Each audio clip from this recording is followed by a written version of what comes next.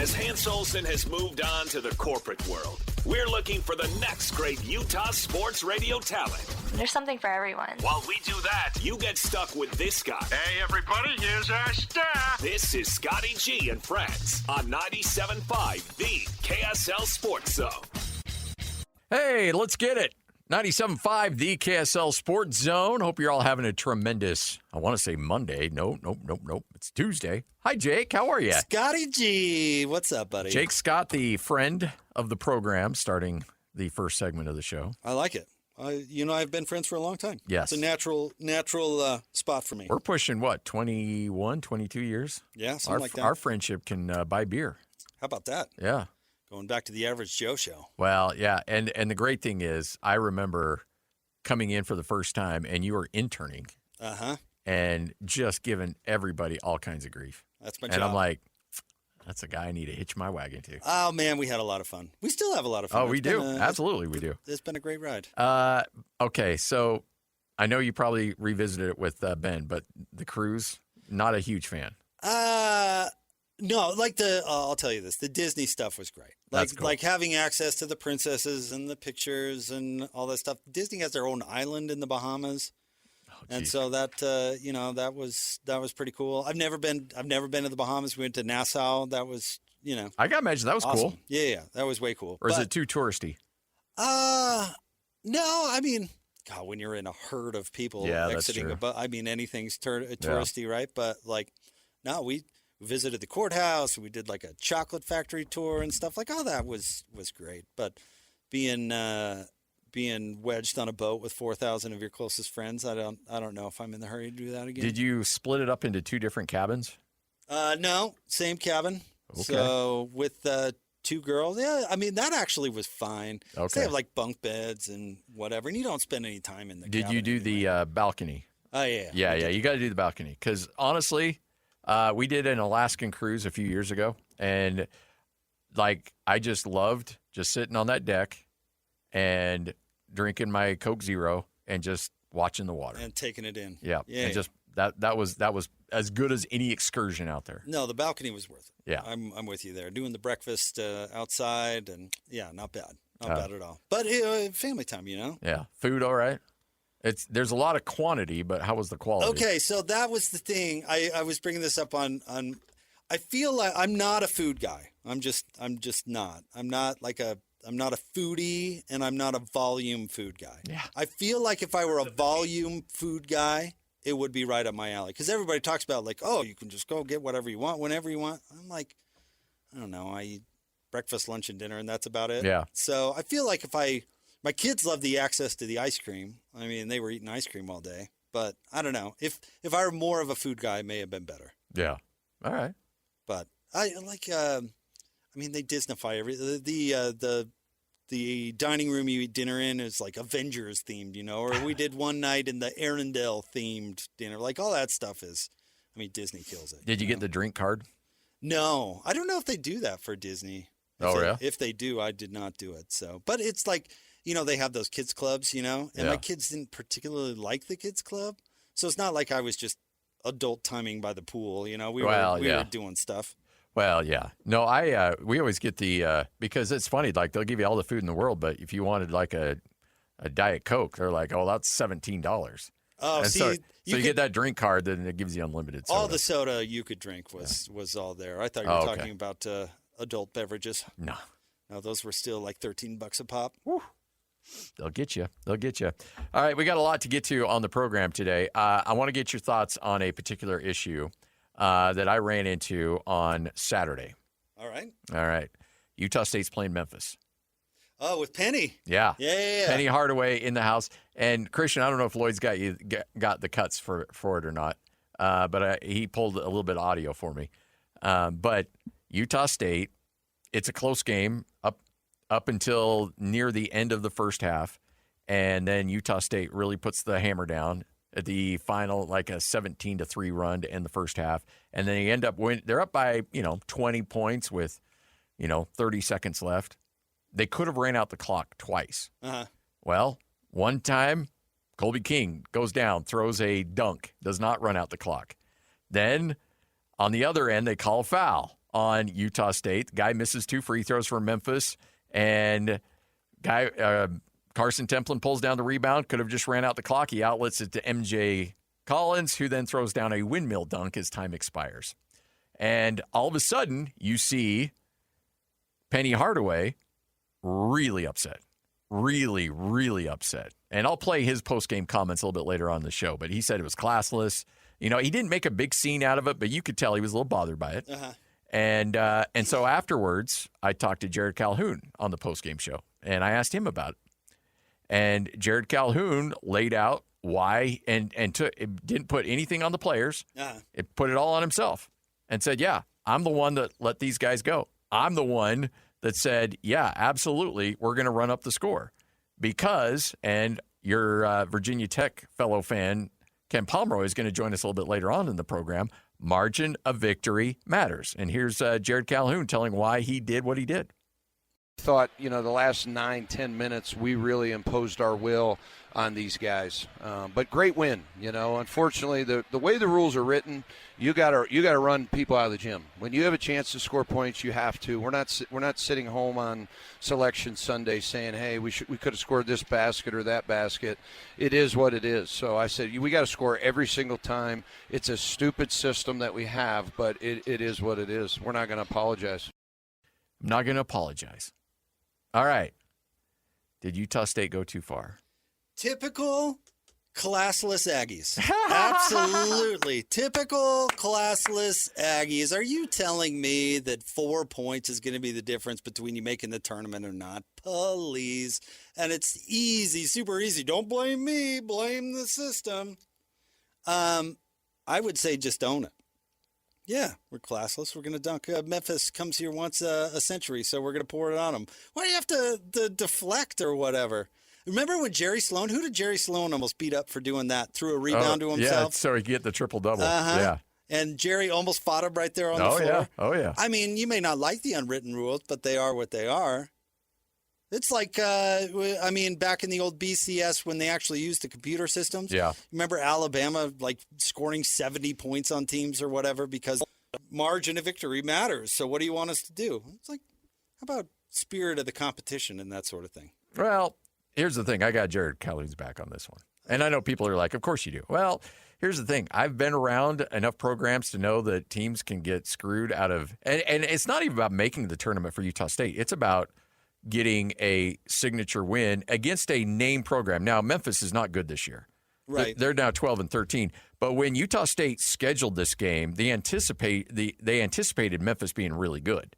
Memphis had come off 4 consecutive 20-win seasons under Penny Hardaway. They'd gone to the tournament 3 out of the last 4 years. Uh-huh. And so when they scheduled this game, it felt like, okay, that's going to be a big resume booster. Well, it wasn't because Memphis isn't very good. So you had to really put the hammer down to show, okay, here's a really athletic team. They came in here and we only beat them by 2. We only beat them by 4. And you know what? When you can tack it on, you run up the score. I got no problem with it. What was the final? 99-75. The only downside is they didn't hit triple digits. So I'd rather win by 25 than 21? Yeah, or 24 than 20? Yeah, pretty much. You want to go the ghost of Gary Croton here. Yeah. All right. Well, I'd say if your season or whatever that seeding came By down the way, to, Gary Croton's still very much with us. It was just a joke. That was his quote. Yeah. Who did they lost to They somebody. lost to Stanford, and because with 2 points, and instead of running out the clock, he goes for a touchdown. He goes, I'd rather win by 9 than 2. Yeah. Well, you lost. Whoops. Yeah. Whoops. I don't know. I just don't buy the justification. If he wants to run it up, knock yourself out, but don't hide from it and say. I don't think he's hiding from it. He said, I don't apologize. No, I know. But for what reason? He said, I don't apologize, but then it made an excuse for doing it. Well, his excuse is that's the system that they're running in right now. I full out believe, because I've known Jared Calhoun long enough, coming up on 2 years now. I firmly believe that if margin of victory did not matter, he would have pulled the dogs off. He would have said, the guys running down the court, he's like, don't do it. Like, I think, whether you agree with it or not, I think in his mind, he's not just trying to run up the score for fun. There is a method to what he's doing. Now, whether or not he's justified in that method, you can argue that all day. But in his mind, there was a reason to do what he did. And I think he's being 100% honest about it. Now, you're right. Is there really a big difference between 18 points and 24-point victory? I don't know. We'll ask Ken Pomeroy about that. I don't imagine it matters that much, but I totally get it too. And what happened to the old, hey, if you're angry about it, go stop him. Yeah, I agree with that. But, it's the gentlemanly nature. Is that still the word? Is it the being a good sport? Yeah. If you're not going to be a good sport, that's fine. If LeBron James wants to pout and not shake any hands and storm off the floor after he wins the NBA title, fine. You can do that. They're still kind of a bad sport. Jared Calhoun, you can say, I could score 4 or 6 points at the end of the game, and that's going to make a huge difference. You're still kind of a bad sport. You think it's a bad sport? Really? Yeah. It's not good sportsmanship. But his job isn't to be a good sport. Of all the people, this is the thing. It's like back in the day with Hans. There would be a movie I'd watch, and I'm like, Hans is going to hate that, or Hans is really going to like that. And then Hans would watch it, and it would be completely opposite. There's movies he liked that I thought he would hate it, and then vice versa. I could never dial him in on his movie preference. I thought for sure, when I brought this up, I thought without an element of doubt, you would be like, hey, if you don't like it, stop it. You don't like it, stop it. By the way, you want to hear Penny after the game? Which is interesting, by the way. The Memphis broadcast, I went back and pulled the audio, and this is Penny Hardaway right after the handshake line. He doesn't go into the locker room and then come right back out for his coach's show. He goes from the handshake lane. He never goes to the locker room. He goes right to that show, which is, I think, first off, I'm amazed that Penny even does a post-game interview. And the second, he does it that quick. So the emotions are pretty raw here for Penny Hardaway. Hey, Coach, your team fought hard. That's a really good ball club out there. Yeah, we had it where we needed it. The last 3 minutes of the first half, man. I just don't understand. You just got to keep fighting, bro. Really, the 17-4 run at the end of the first half. This is a 13-2 run at the last minute and a half here. Really, that's what makes it such a bad part. You can't keep scoring the ball.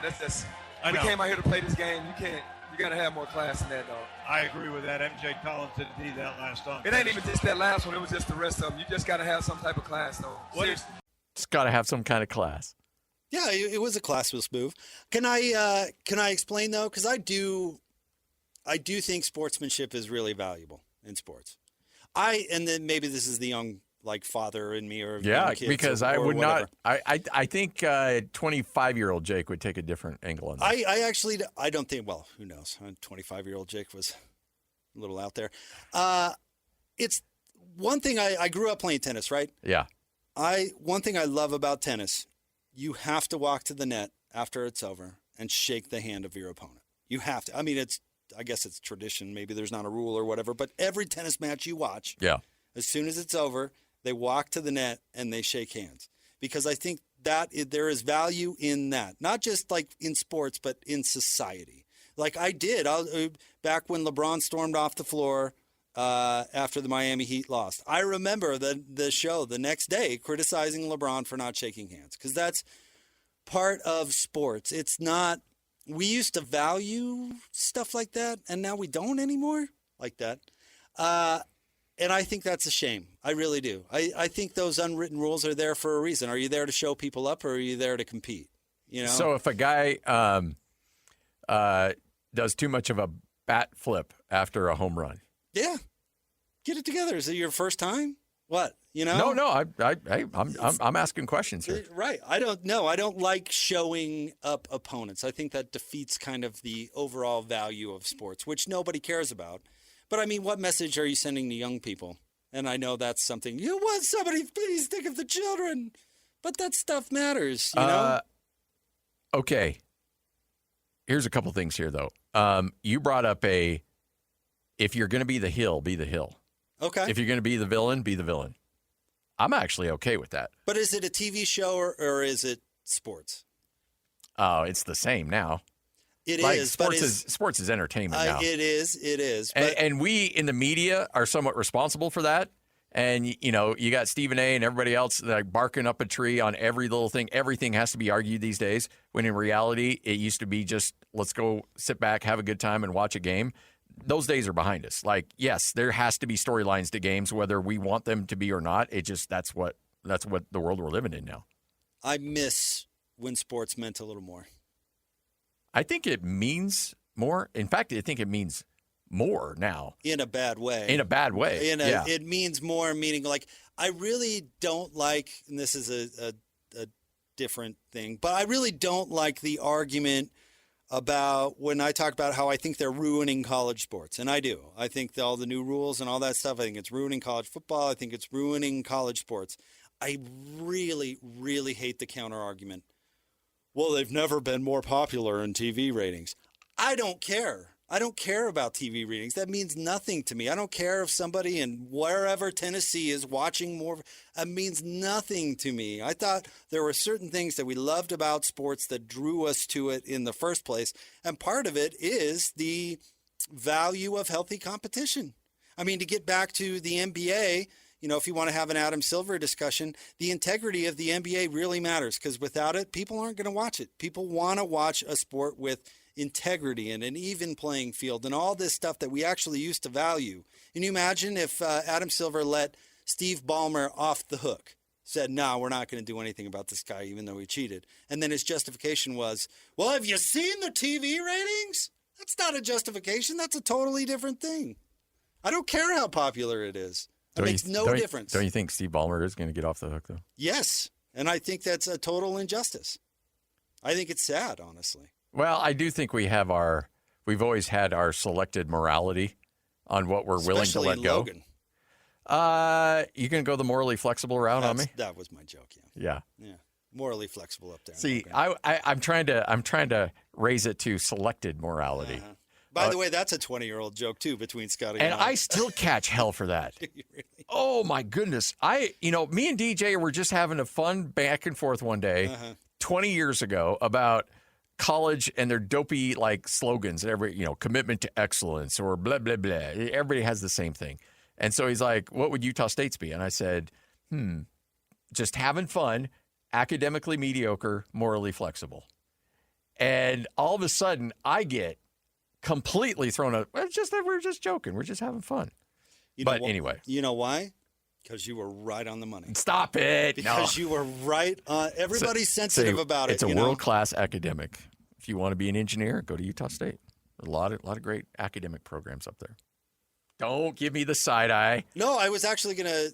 My old man was an engineer, and he said he always liked hiring Aggies because they had a good engineering school. Oh, there you go. So I was going to be nice, actually. For once. Yeah, for once. Oh, are you kidding? Here, I'll tell a Scotty G story that kind of has a funny ending. And this goes into what Penny Hardaway said yesterday. Did you see what he said about the Spectrum? Oh, yeah. He said it was maybe the best college basketball environment he's ever played or coached in and really was complimentary about it. I had never been to a Utah State basketball game, until I was working with Scotty G. Yep. And you were shocked. You said, you've never been to the Spectrum? What? And Scotty took me to see Utah State with Bogut and Mark Jackson. Yep. And I'm trying to remember who was on. Was Spence? That was pre-Spence Nelson, I think, was it? Or was Spence on that team? That's a good question. I'm not sure. It was somewhere in that neighborhood. And I think Utah won. But no, Utah State won that. Did game. Utah State win that? Yeah. And I was just floored, absolutely floored about what an incredible environment Utah State basketball is. And I've been up there a ton of times since. I used to drag friends up there because I'm like, you got to come see this. This is so fun and it's so great. I thought that was cool of Penny to say that. But the funny part of this story, it was the first time I ever met Ben Bagley. Do you know who Ben Bagley is, Christian? He works for BYU Sports now. Yeah, and, wow. Christian is young if he doesn't know who Ben Bagley is. Ben's the best. Ben is the best. I love Ben Bagley. It was the first time I ever met Ben and his brother. And the point is that I knew nothing about them, including their religious background. And Scotty Scotty took me to the pizza joint that all the kids go to after the game was over, so we'd get some pizza. And I thought, now I knew Scotty did not imbibe and have beers, but I did not know about Ben and his brother. So I decided to buy a pitcher of beer for the table as we ate our pizza. Lo and behold, I discovered that Ben, not a beer drinker, nor is his brother. So I did the only thing the responsible thing to do, and I drank the whole pitcher myself. No beer left behind. I have never had to pee worse in my entire life than when we were coming down that canyon and driving back to Salt Lake. I remember it to this day. I had to pee so bad. And if I remember correctly, Scotty was mean and wouldn't pull over and made me just ride it out. Classless. Way to bring it full circle, Scotty. Classless Aggie begging him, tears in my eyes. I had to pee so bad. He's like, nope. Guess you're not going to drink the whole pitcher next time, huh? Yeah. Bet you'll leave some beer behind next time, huh? You lush. I was just trying to be nice, and it ended up in significant pain. But I'll tell you what, anybody who's never been to Logan to see a Utah State basketball game should go. And we could even bring up the story about when Scotty... we don't need... Scotty... Hey, whoa. You want to go full circle. This is why you run up the score, because crazy things can happen. Except for Utah State was up by what? Like 8? 7? I think it was double digits. Was it double digits? I think so. So, Christian, Utah State was playing against Pacific. Yes. They were both ranked in the top 25. Yes. This was like the two best teams in Big West history outside of UNLV. And Utah State was up double digits with, 90 seconds to go. Yeah. And the athletic director was the Colonel. Randy Spetman. Scotty goes up to the Colonel and says, "Congrats, Colonel, on the victory. Way to go." Heck of a win, Colonel. Utah State collapses. I mean, like, a million things had to happen for Utah State to lose the game, and they did. I think it was overtime? Or did they lose in regulation? May have been regulation. I can't even remember. I remember the game. I just don't remember. And to this day, I still blame Scotty G. Yeah, because I jinxed it. One of the most epic collapses I've ever seen in person. And it's funny because Spencer Nelson, who was on that team and did turn the ball over a couple times late in that game, he does color analyst for me now at Utah State, and he likes to, like, when there's like 7 minutes left, and he's like, this game's over. And I'm like, you of all people, of all people should not be doing this. You know better than anybody how a game can get away from you. I'll tell you what, like Ben today was talking about, well, does BYU have an excuse now with no Richie Saunders if they don't go? And it's like, yeah, of course they do. Utah State has been blaming not beating Arizona on Spence Nelson's flu for 20 years now. Okay, first off, it was mono. Okay, mono. Excuse me. If Spencer Nelson didn't have mono, and that's why they didn't pull off the 15-2 upset. Yeah, exactly. I mean, J.C. Carroll was pouring it on him for the first 2 minutes of the game. And then they lost by 20. Yeah, they did. But yet every Aggie fan out there would be like, if Spencer Nelson was healthy that game, I tell you what. Are you serious? People do that? I haven't heard people complain about that. Well, it was a long time ago, Scotty. Yeah, okay. Was I that guy? I don't think I was that guy. Oh, for sure. No. You covered that game if I remember. I did. Yeah, I was up in Boise. Yeah, buddy. All right. Thanks, Jake. Good Appreciate to see you, pal. You're He's the best, Scotty. Jake Scott hanging out with us. Remember, you hear him every day from 10 to 12. By the way, how did the arm hold up on the cruise? Oh, you mean the excuse that I just sat there and watched my family have a good time? Yeah, it was fine. Oh, it sounds like, that went over well. Yeah, it was great. You know, the uncomfortable sleeping, all of that. Yeah, it just added to because those beds on cruises are just historically comfortable. Or, great, notoriously just incredibly. Yeah. With a fractured humerus, it was wonderful. Oof. Yeah, buddy. All right, 97.5, the KSL Sports Zone. Believe it or not, this guy actually has friends. Nice. This is Scotty G and Friends on 97.5, the KSL Sports Zone. Nice. You know what? Song selection over the last couple of weeks has been immaculate, Lloyd. And there's no hint of sarcasm there whatsoever. Not one bit. All right, Scott Gerard with you, Lloyd Cole making it happen as always. So the big story last week, and it carried over into the weekend, and it continues to be a hot topic, why the Utah Jazz are the focal point of the NBA. Why is all of a sudden you got a bunch of talking heads out there, Bobby Marks, and others that have now pinpointed the Utah Jazz as being the team that's bringing down the integrity of the NBA. Yes, because tanking is very new. The Utah Jazz were the first to ever do it. And yes, it's got to stop right now because the Jazz could not get away with this travesty. So it was All-Star Weekend. One of the reasons I do think the Jazz, look, the NBA had to make an example out of somebody or felt like they needed to make an example out of somebody. And that somebody was the Utah Jazz. Like, hey, let's pick on somebody. Okay, let's go after the mid-market team. Let's go after the Jazz. We're not going to go after the Mavericks if they did it. We're not going to go after the Spurs when they did it. We're not going to go after all these other teams. What we're going to do is we're going to see the Jazz because they did something a little different. They didn't play guys in the fourth quarter. Instead of sitting them out the entire game, no, they played them for 3 quarters and then shut them down in the fourth quarter. This has gambling written all over it. And now the reports are coming out that, yes, the gambling companies that are investing a lot of money into the NBA were ticked at the Utah Jazz and expressed that to Adam Silver. Make no mistake, it isn't that the Jazz tanked. It has nothing to do with the competitive balance of the NBA. It's the way in which they did it. And that makes people upset. Prop bets, those types of things, that's what's really fueling gambling. Because a lot of us are looking at gambling when we grew up, and this is the kind of gambling that, I would enjoy when you go down to Vegas, is you would say, okay, you know what? The line is -5 for the Jazz. I'm going to take that line. Boom. And that's it. Maybe you'd work in a halftime score. That's it. But now, with the online aspect of all of this, you can essentially lay a bet almost on every possession. You know what? How many carries is so-and-so going to get on this drive? The prop bets are what is fueling the bonfire that is gambling right now. That's what's really ignited this. Now, us old school guys, you lay $20 on, the Seahawks to cover the Super Bowl. You can still get yourself in a little bit of trouble, but at the end of the day, it's pretty harmless. But now the ability to do it from your phone and to do it fast and have so many options available to you are getting people in a lot of bad situations. It also allows for a lot of fraudulent behavior by players and coaches, as we've seen, because an individual player could have an impact before. They can have a much, much bigger impact now.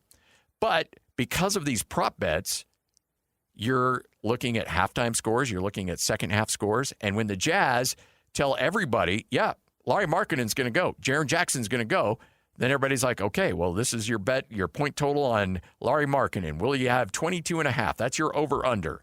Well, let's say he's at 17 going into the fourth quarter, and the Jazz shut him down. Then you got these prop bettors out there like, hey, this isn't okay. He was supposed to be playing. Now he's not playing in the fourth quarter because they're tanking. I wish he wouldn't have played the entire game. Then I would have known going in I wasn't going to touch that line. See, that's what's got people upset. It's not that the Jazz are tanking. It's the way in which they are doing it. And it's ticking off gamblers. It's ticking off your FanDuels, your DraftKings, and all those other guys out there that want instantaneous gambling opportunities throughout the course of a game. Not a full game, individual even possessions of a game. So, of course, it's All-Star Weekend, and Adam Silver has to get up in front of the media, and here's the Q&A of Adam Silver addressing the tanking, horrible behavior of the Jazz and others. As you know, what media and fans call tanking has been a part of this league's culture here for some time, and you've been asked about it a lot. This week, the Jazz were fined $500,000. Indiana was fined $100,000. Kind of a few related questions to that. Why now, the fines for those teams specifically? And do you feel like tanking is worse this season than it has been in the past? And what are some of the solutions the league is discussing to ensure that when fans go to a game or they watch a game on TV that both teams are competing to win that night? So, Dan, I'll maybe answer it out of order a bit because several questions. You're right. I'll just use the colloquial tanking term. Yes, it's been part of this league for a long time. I mean, back in the 1960s, there was a coin flip. At some point, I think it was in the 1980s, we moved to a lottery. That lottery has been changed, I think, roughly 5 times over the years to try to stay ahead of some of the behavior of our teams. The incentives are not necessarily matched here. I think that the tradition in sports where the worst performing team receives the first pick from their partners. When any economist comes and looks at our system, they always point out you have the incentives backwards there. That doesn't necessarily make sense. I think there was a more classical view of that in the old days where it was just sort of an understanding among partners about in terms of behavior. I think what we're seeing is modern analytics where it's so clear that the incentives are misaligned. I think when you maybe to further answer your question, are we seeing behavior that is worse this year than we've seen in recent memory? Yes, is my view, and which was what led to those fines, and not just those fines, but to my statement that we're going to be looking more closely at the totality of all the circumstances this season in terms of teams' behavior, and very intentionally wanted teams to be on notice. And there is a bit of a note when you see it quality to this. I mean, we spend a lot of time at the league office going back and forth with teams on injury reports, on coaches' decisions. It's not a position necessarily want to be in, but I'd say also, to address your question, it's not what the fans want at the end of the day, although my caveat is, and this is where teams are in a difficult place, many of you in this room have written, and understandably, about our teams, that the worst place to be, for example, is to be a middle-of-the-road team, either be great or be bad, because then that will help you with the draft. And so in many cases, you have fans of those teams, maybe it's not what they want to pay for to see poor performance on the floor, but they're actually rooting for their teams in some cases to be bad, to improve their draft chances.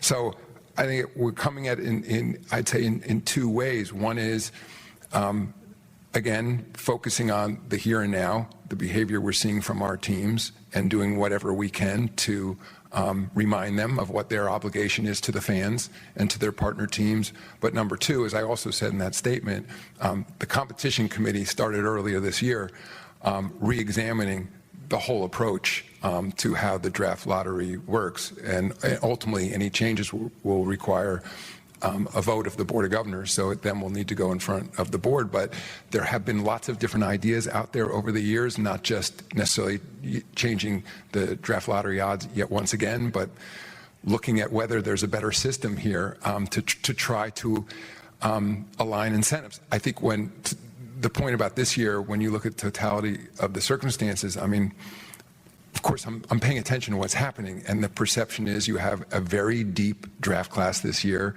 a perception, who knows whether this will be the reality, that the next 2 years' draft classes aren't as good. There's no doubt that's affecting the behavior of our teams. But at the end of the day, I think there needs to I think all the teams need to step back, the ownership of those teams, and just as a reminder that we're all in this together, that we want to have fair competition, we want to have fair systems, and to keep an eye on the fans, most importantly, and their expectation that we're going to be putting the best product forward. That was, how long was that cut, Lloyd? 4 minutes and... 4 minutes and 30 seconds. 4 minutes and 30 seconds of nothing. That was 4 minutes and 30 seconds of Adam Silver talking and not learning a certain thing about the situation. That was 4 minutes and 30 seconds of tap dancing. That's 4 minutes of 30 seconds of deflecting. That's 4 minutes and 30 seconds of contradicting himself. First off, hey, you know what? We got to think about the fans. Oh, but yeah, we do know that fans sometimes want you to be bad and will be cheering for you to lose. But we're going to do this for the fans. The fans deserve, I don't understand anything. In fact, this is my response to what Adam Silver just said. What you just said is one of the most insanely idiotic things I have ever heard. Everyone in this room is now dumber for having listened to it. I award you no points, and may God have mercy on your soul. There you go. That's the only response to that blubbering, moronic answer in which Adam Silver cannot say what he wants to say. Well, I don't think he really wants to say it, but the truth is, Adam Silver can't tell the truth. The truth is, you got a couple of people really mad at you. Number one, you got Oklahoma City. You got the defending champs out there. They're like, hey, we get that pick if they play well. And this is a loaded draft. We need them to win games. We want that pick. So you got Oklahoma City, as Tony Jones mentioned last week. Oklahoma City behind the scenes is raising a big fuss about this. And then you got your big-time sponsors that are putting a lot of money into the NBA. DraftKings, FanDuel, and they're like, hey, we got prop bettors out there that have Larry Marketing at taking the over on 21.5, and they're crying foul because they want us to refund their money because in the fourth quarter, this team wants to tank and didn't play him. Look, there's a reason. The only reason, by the way, that injury reports are a thing in college football now. And you heard Adam Silver reference injury reports. There's only one reason injury reports exist. There's only one reason they exist in the NFL. There's only one reason they exist in the NBA. And there's only one reason why they're popping up in college athletics. Why? Gambling. That's it. There's no reason to have injury reports. It's not about fairness. It's about a gambler wanting to know, hey, is my quarterback going to play or not? Oh, he's listed as out? Okay, well then I'm not touching that line. That's it. That's all this comes down to. And this is coming from a guy who's laid a decent amount of money on some lines back in the day. I understand the role that gambling plays in sports. And you can easily see what's going on here. And Adam Silver can tap dance his way for 4 minutes and 30 seconds to say why he did what he did, but he never actually said anything.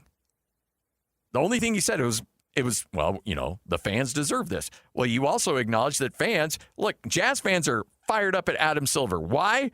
Because they won't let the Jazz do what they want to do. The fans want this. The fans see a loaded NBA draft coming up. What do they want? They want one of those picks. If a Jazz fan could choose what he wants for his team right now, they would say, let them tank. Do not win another game this year. So, how is Adam Silver going to fix this? Well, he's got some thoughts. We got to look at some fresh thinking here. I mean, what we're seeing right now is not working. There's no question about it. And yes, is there more I can do? Have I attempted not only to, respond to behavior we've seen, but send a clear message that we're going to be scrutinizing everything we see going forward? Absolutely. But I don't think that's the way to manage this system long term of I know it when I see it, or people in the league office. It'll lead to very unhealthy relationships between us and our teams. If I could follow up. Sure. Is there any talk of taking draft picks away from teams that do this as opposed to finding them? There is talk about every possible remedy now to stop this behavior. Watch the Jazz end up losing their draft pick because Adam Silver wants to pick on somebody. So who's he going to pick on? He never picked on San Antonio for what they did. When Dallas did it, they never picked on them. Golden State has one of the most monumental. Harrison Barnes would have been a member of the Utah Jazz had Golden State not done what they have done. You go down the list, everybody in the league, in some way, shape, or form, has a tanking background. But now it's the Jazz. Okay, who's easy to pick on? Oh, let's go after the team in Salt Lake, which is interesting. You can't do that mid-season, right? No. You have to wait till implement a rule for next year. It can't happen this year. No, there's no way. If it happened this year, I would say Ryan Smith would get an army of lawyers that would rain havoc. But let's just talk about this, and I apologize. Somebody put this out on Twitter, and I should reference it. I don't know if it was a media member or a fan. I read it, and it resonated with me. I thought it was spot on. The NHL chose Salt Lake City and Smith Entertainment Group to take over a really bad situation in Arizona. They're like, hey, we're going to give you this team. You're going to give us a lot of money. We're going to give you this team, but we need them to be on the ice in about 7 months. Ready, go. Are you willing to do it? Good. We trust you that you can do it. And guess what? SEG knocked it out of the park. Did a tremendous job. And now you've got, it was Cole Bagley who said this. All right. Cole nailed this. Absolutely nailed this. The NHL has gone above and beyond its praise and its admiration for Salt Lake City and this organization and the ownership group. Hey, they got an outdoor game at Rice Eccles Stadium coming up next year. All of these things we love Salt Lake City. Love Salt Lake City. What is it with the Jazz and the NBA where it's always got this weird, hey, you know what? Let's beat up on these guys. Let's beat up on them. You know what? The NHL has embraced Salt Lake City immediately. The NBA is doing everything it can to distance itself from Salt Lake City. And it drives me absolutely nuts.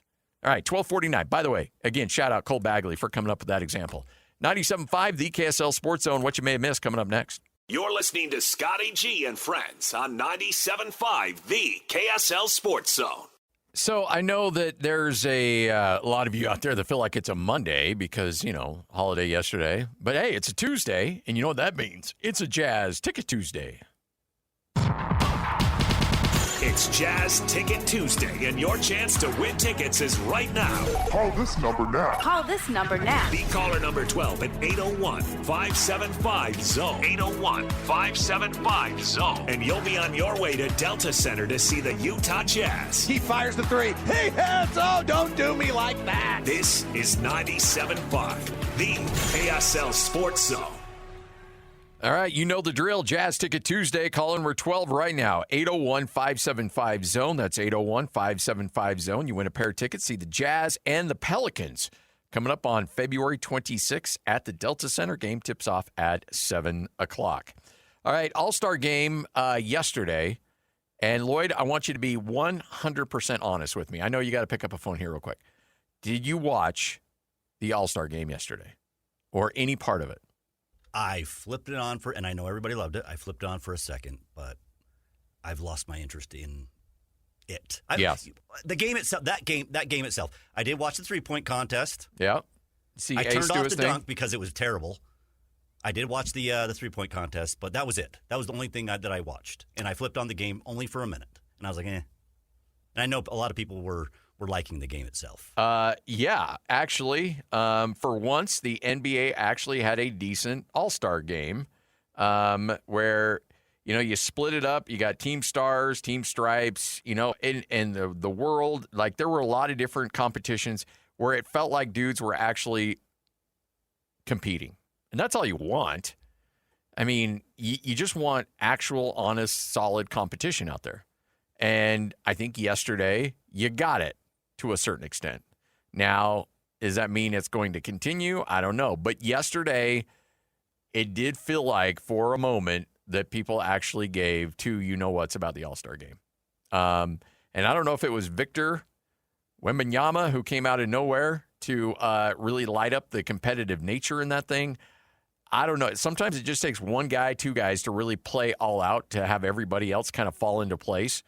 But honestly, there was a moment there I'm like, okay, all right, not awful.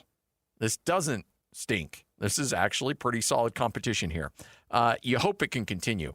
It's just hard nowadays, and I get it. Like, honestly, I watch the old clips of the old NFL Pro Bowl, and you see guys like Ronnie Lott laying dudes out, and you don't want to see that necessarily. Like, if you're a owner or a coach of a player who's playing lights out and all of a sudden just gets completely just smacked around, that's not good for business. I get that. And I understand why the NFL ultimately had to go away from that because the players weren't giving it all. They didn't care. They didn't want to get hurt. So nobody really wanted to do anything in that game. The NBA got back to a little bit of sanity yesterday in its All-Star game. You want a trip. You want to enjoy something. For all you kids out there, do me a favor. This is what I want you to do. Go to YouTube and look up the All-Star game in Salt Lake City. No, not the one 2 years ago, the one in 1993. Go all the way back to 1993 and watch that All-Star game. If you want an example of what an All-Star game used to look like when guys actually cared, that is a prime example. You got Mark Price playing for the East, and he is red hot. And you've got dudes setting double screens for him. You got Michael Jordan setting a screen for Mark Price because he's got it. He's on a heater in that game. You got John and Carl doing their thing. They ended up being co-MVPs, winning the game in overtime. But, yeah, we will never see anything like that ever again. Like, that's a different era, and it's not coming back. But I'm telling you, like, if you're under 30 and you want to see a prime All-Star game matchup, that's the one to watch. Because you will see things that, frankly, you don't see now in any kind of all-star game venue. And that's fine. I totally understand it, and I get it. But yesterday we got a glimpse. We just got a little bit of a glimpse on what it could ultimately look like when it's all said and done. All right, 97.5, the KSL Sports Zone, 1 o'clock straight up. We got a busy remainder of the show straight ahead, where Kurt Hlein going to join us. Bill Armstrong will join us coming up as well. Ken Pomeroy will join us at 2:30 as we kind of take a look at the Jared Calhoun comments and talk about the system. Ken Pom will join us coming up at 2:30 as well. 97.5, the KSL Sports Zone. This is Scotty G and Friends on 97.5, the KSL Sports Zone. 97.5, the KSL Sports Zone. All-Star Weekend is in the rearview mirror and actually wasn't horrible. It didn't suck that much. Kurt Hlein, kind enough to join us, NBC Sports and ProBasketballTalk.com. Hey, did the All-Star game, did they actually get it right for once?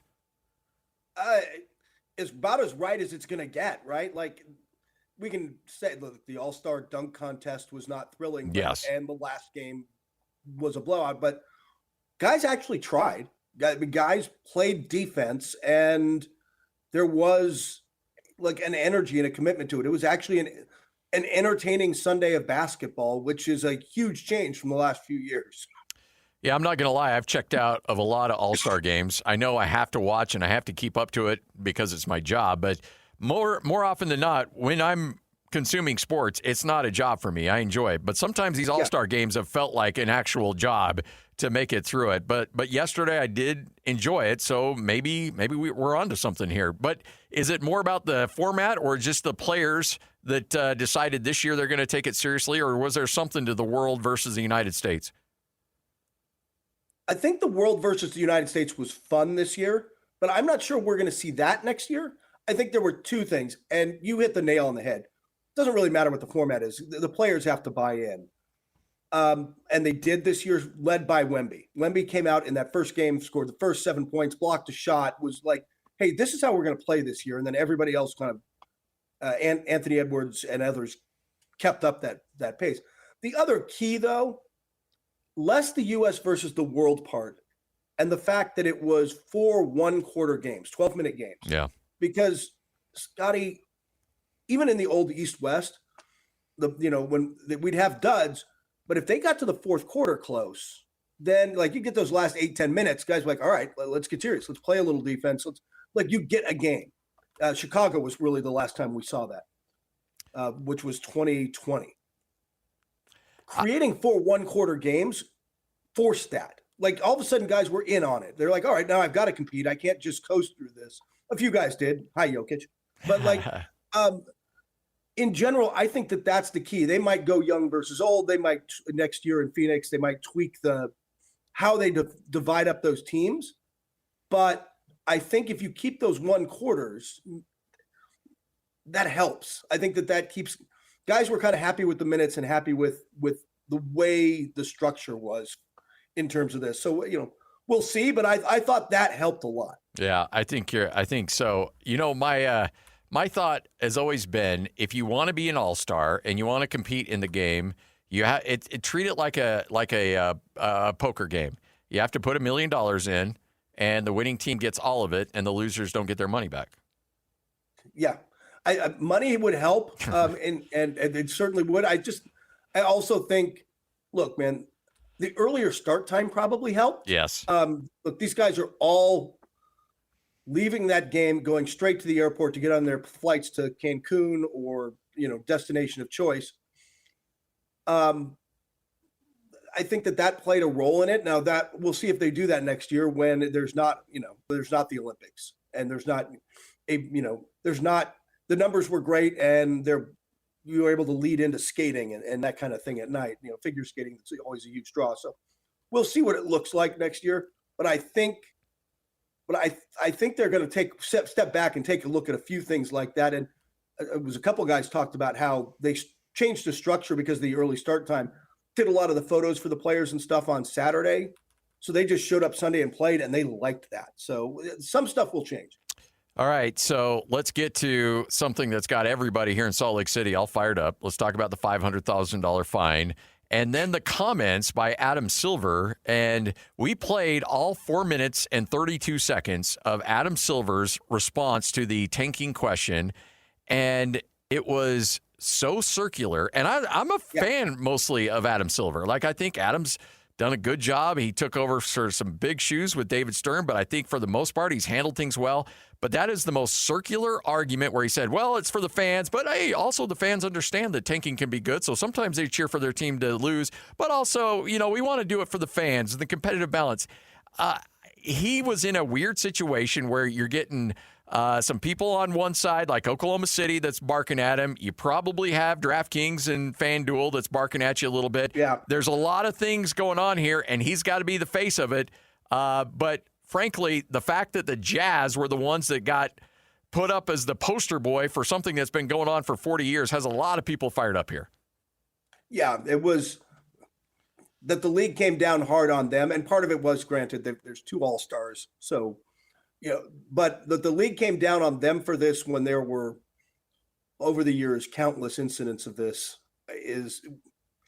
Look, you became the scapegoats for something yes. that 14 other teams could have been scapegoated for over the last handful of years.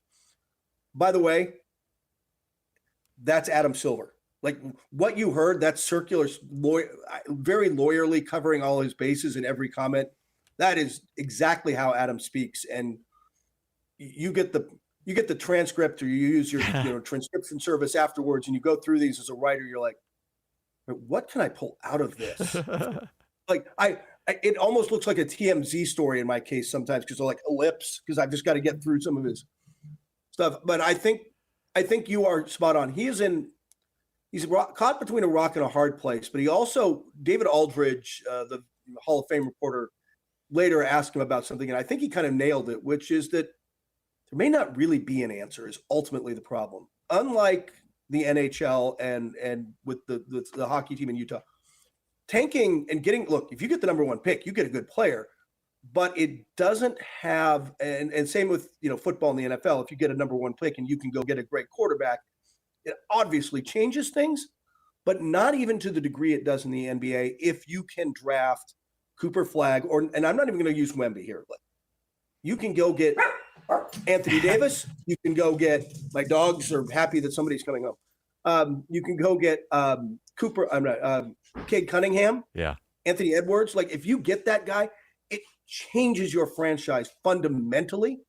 And you're not going to be able to change the math on that, the style of that. Like the $500,000 fine, if you got the number 1 pick, and we know how the lotteries treated the Jazz over the years. Yeah.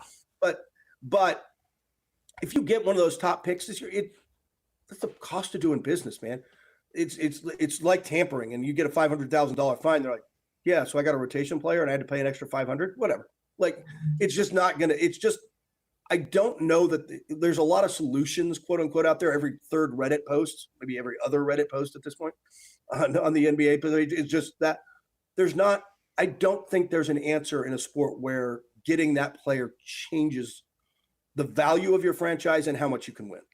And the one thing Adam Silver did say, which, he recognizes the problem, it is a little bit of a perfect storm because you didn't have a great draft last year, and the next 2 drafts don't appear to be very good, and this one might be 2003 reincarnated. And so everybody understands the urgency of this year's draft and how important it is to be in the top 5 or 6 of this year's draft.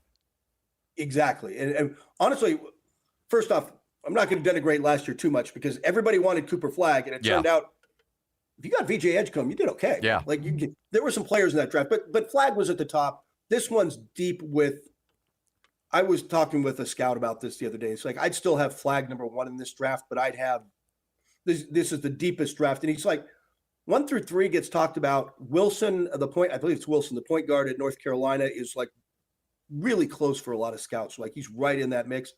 But what this guy told me was, if you land in the top 10, like there are all-stars, 8, 9, potential all-stars, 8, 9 deep in this draft. Like they really like the depth of this draft, and you do not get that in the next couple. So everybody's all in on this one. And everybody kind of knew this was coming and planned it out this way, except for the Chicago Bulls, because they're the Chicago Bulls. Kurt Hlein joining us, NBC Sports, ProBasketballTalk.com. I love that the Jazz immediately after the NBA got all fired up said, all right, well, Jaren Jackson, you're going to have surgery, and then we'll reevaluate you in 4 weeks. So if you want us to do this the old-fashioned way, we can do that.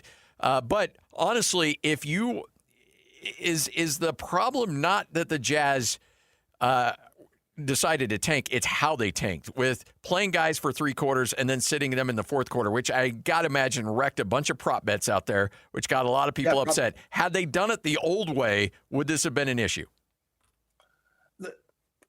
The problem becomes that you've got 2 guys who qualify under the player participation policy thing, so they're supposed you have to have a real reason, like a surgery, to keep them out with those 2 guys. Where if you play them, hey, we played them 25 minutes. I don't know, I thought it was kind of a creative effort to get a loophole. The league freaked out. It's a perception thing. It's always a perception thing, and the gambling is certainly, I think, part of that for people. But look, Scotty and you and I have talked about this. Tanking is going to be the story in the NBA for the rest of the season. I've got a piece coming out later today or early tomorrow on the 5 biggest things to watch. Number 1 is tanking because there's some really wretched games coming up. There's a lot of teams playing each other where neither team is really all that eager to win. And it's not the guys on the floor, to be fair. Players will play hard, especially these guys who don't get a lot of chances trying to make their name. But you're going to see some G League games out there by the end of the season. And it's not a great product, but it's the byproducts of and Adam mentioned this, it's the byproduct of the analytics. The analytics will tell you if you really want to win down the line, if you really want that franchise value, you need that player, and the best way to get that player is the draft. Yeah, and he also, and again, he makes the case for tanking in that 4 minutes and 30s because he said the worst place to be in the NBA is right in the middle. As you know, you're not good, you're not bad enough to get a good pick, you're not good enough to compete for anything. That is the Siberia of the NBA, is being a 500 team where it's like a 9th, 8th, 7th seed in the playoffs, and that's That does you no good. You can rebuild from the middle, but it's hard. Like Indiana kind of did it. There's teams, and not this year, obviously. Injuries kind of wrecked that. But like you can, but you have to get lucky, or you have to pull Giannis at 13 or Kawhi at where what was he in the teens, I believe. Yeah. Right. Occasionally you get that kind of play, but in general, it's you can't just keep drafting rotation players. You've got to, again, basketball is star driven, and part of it's that. But anybody who's played pickup knows you're like, oh, they got that guy. We're in trouble. Yeah. It's like that one guy changes everything at the YMCA or LA Fitness or wherever you're playing pickup. Like it's the same way on an NBA court. Is LeBron James playing next year? Man, he just wants to live, Scotty. Just wants to.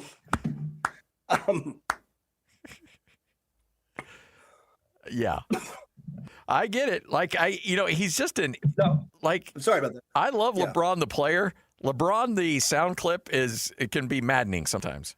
Yeah, it was funny because Joe Varden from The Athletic asked that question. He and I had discussed before, like somebody's got to ask the question. He knew he was going to have to ask the question, and we knew that the answer was going to be meaningless and vague because he wasn't.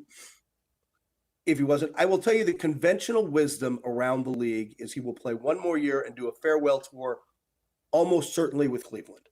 It's very likely he leaves the Lakers. They want to completely retool around Luka, and they want to keep Reeves. And if you play Luka and Reeves and LeBron at this point in his career where he's not the defender he was, and you're just like, it just doesn't really, you don't have enough defense. It doesn't really fit. And I think it partly depends now on what Cleveland does in the playoffs. By the way, Cleveland's going to rack up wins. Yeah. Not only did they get better with James Harden, they have the softest remaining schedule in the league. Clear. They might be the 2 seed when this whole thing is done. But he goes there. One of the things they did with that trade at the deadline was get a little bit cheaper by bringing in James Harden.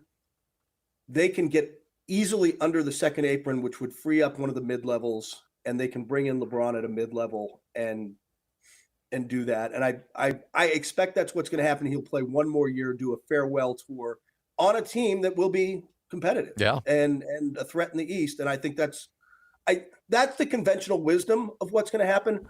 But I do believe for LeBron in this. I don't think he knows. I think he genuinely is going to get to the end of the year and figure it out. Hey, you have a lot of pull on the national scene. Can you do a favor for me? Can you get my guy Sammy Merrill in the three-point shooting contest? The guy goes 9 of 10 the other day, and he can't break into the three-point shooting competition. Sam Merrill would be a great addition to that. By the way, that's one of my pet All-Star Saturday things is it is time to move the three-point contest to the end of this. It is the best part of it. Yeah. It has the stars. It has the drama. Already next year, by the way, Lillard came out of this. You saw it. He posted texts with Steph going, let's do this. And Steph's like, yeah, we can get Klay Thompson and Booker will be, back in Phoenix. So he'll want to do it. Now you're halfway to this knockout roster, but Merrill is the kind of shooter that needs to be in these kind of things because I think he's one of those guys. Jason Capono used to be this way, the Bruin and around the NBA. Won 2 of these things because nobody watches him. The fans know him. Real basketball fans know who he is. Casual fans are like, Jason Capono? Who's this guy? And they're like, oh, this guy can shoot. This guy can just flat out shoot. And Sam Merrill is one of those guys.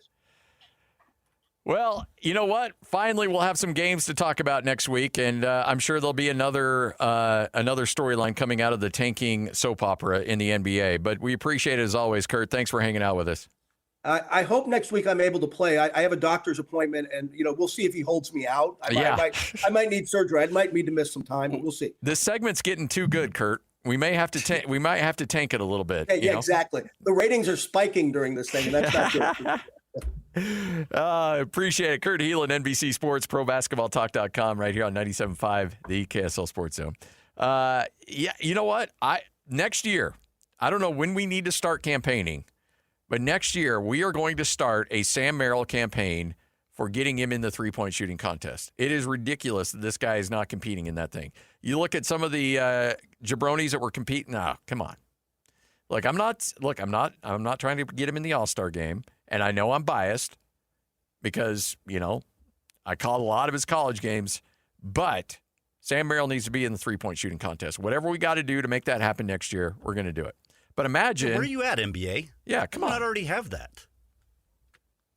I know. Making a lot of bad choices. Why do we have to help you with this? We shouldn't have to help. Do I need to do your job? Yes. Okay. Where's the pay? Look, you're making $500,000 of dirty money off the Jazz. Come on. Money shouldn't be an issue for you. Right here on 97.5, the KSL Sports Zone. It's time to saddle up and talk about the winners and the losers. This is the good, the bad, and the ugly. Now, here's the good.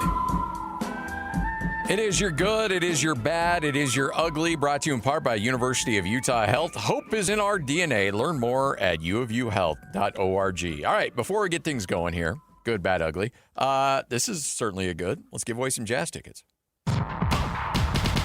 It's Jazz Ticket Tuesday, and your chance to win tickets is right now. Call this number now. Call this number now. Be caller number 12 at 801-575-ZONE. 801-575-ZONE. And you'll be on your way to Delta Center to see the Utah Jazz. He fires the three. He hits. Oh, don't do me like that. This is 97.5, the KSL Sports Zone. All right, caller number 12 right now, 801-575-ZONE. That's 801-575-ZONE. You'll win a pair of tickets. See the Jazz and the Pelicans coming up on February 26th at the Delta Center, coming up at 7 o'clock. All right, we can just kind of – there's a lot of good, there's a lot of bad, there's a lot of ugly in the breakdown of this game. Utah State plays Memphis on Saturday.